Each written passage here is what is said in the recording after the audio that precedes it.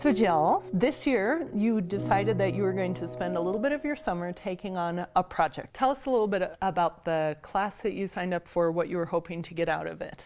The class was intriguing to me. I really wanted to understand what authentic assessment was, because how do you do that in English? And I can see that more so in math and science, but it hadn't been modeled for me in English. How do you create something where you continue looking at the power of the logic and to develop an argument, but may not look like you've read these two texts, now compare and contrast. And so that's where I was intrigued by, what does this mean for me? You reframed your question. I did. To include that, what does tolerance or intolerance create? I saw this person tolerating another person. I saw this person not tolerating another person, and this is what resulted.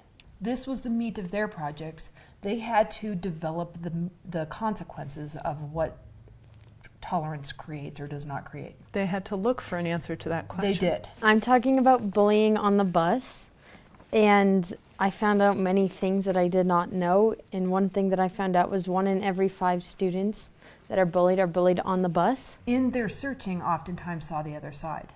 They'd stumble upon it and weren't really ready to, but what they found was once I start realizing the consequences of that, that's when the project would take shape. I thought it was going to be much higher because it just seems like it happened, you see it a lot more on the bus than you actually do in school, but I soon realized that I was wrong. When Sabrina, she was doing hers on smoking, and she built a website, and she started seeing people actually pledging not to smoke, and that was countering maybe years of frustration that her, with her own experience. Right.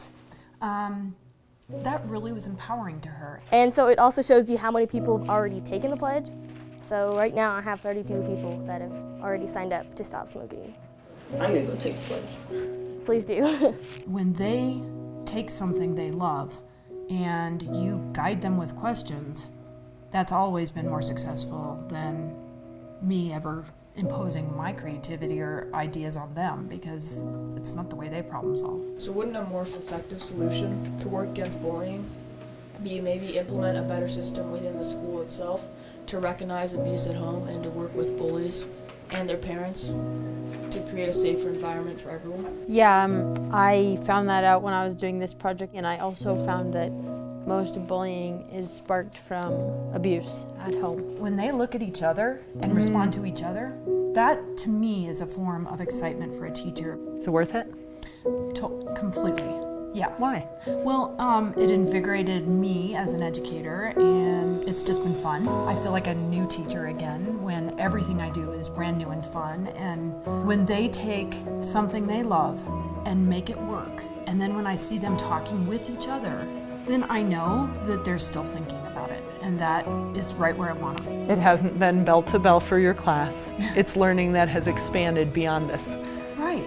That is exactly how I want them to see this assignment in many areas of their life. Because it matters. Well, it does matter.